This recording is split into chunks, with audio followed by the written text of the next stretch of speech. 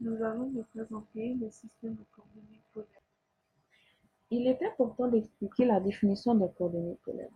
Un coordonnée polaire est un système à deux dimensions. Donc, l'axe de X représente la première dimension et l'axe de Y représente la deuxième dimension. Chaque point de coordonnée polaire est représenté par un angle et une distance. La distance est représentée par la variable r et l'angle est représenté par la variable θ. La variable r représente la distance du point à un point central appelé le pôle.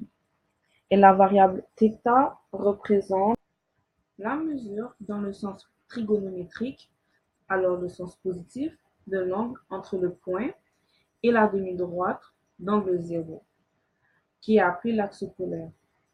Elle est l'équivalent de l'axe des abscisses dans le plat cartésien.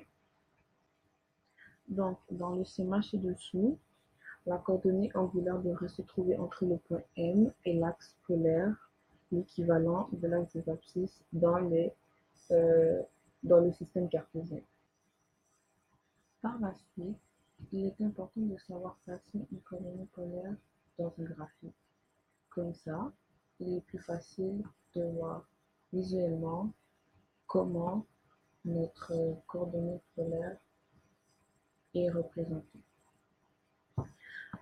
Pour placer la coordonnée radiale, il faut la placer du point à un point central, le pôle. Et pour placer la coordonnée angulaire, il faut la placer de manière approximative, c'est une esquisse, ou avec le rapporteur d'angle, entre le point et la demi-droite de 0 degré. Par exemple, en utilisant cet exemple ci-dessous, le point 4,60 sera placé à 4 unités de distance du pôle sur la demi-droite. Il est également possible de convertir un système cartésien en un système polaire. Pour trouver la variable r, il suffit de faire Pythagore. Et pour trouver la variable θ, il suffit de faire tan moyen ou arctan. D'un point de vue mathématique, la direction est représentée par θ. Il est possible d'affirmer que la variable r est l'hypoténuse d'un triangle rectangle. Alors, comme mentionné dans la diapo précédente, il suffit uniquement d'utiliser Pythagore. Notre composante rang x, 3 forme la première cathète et notre composante à y, 4 forme la deuxième cathète. Alors on peut faire racine carrée de 3 à la 2 plus 4 à la 2 qui donne 5, donne notre hypoténuse, donc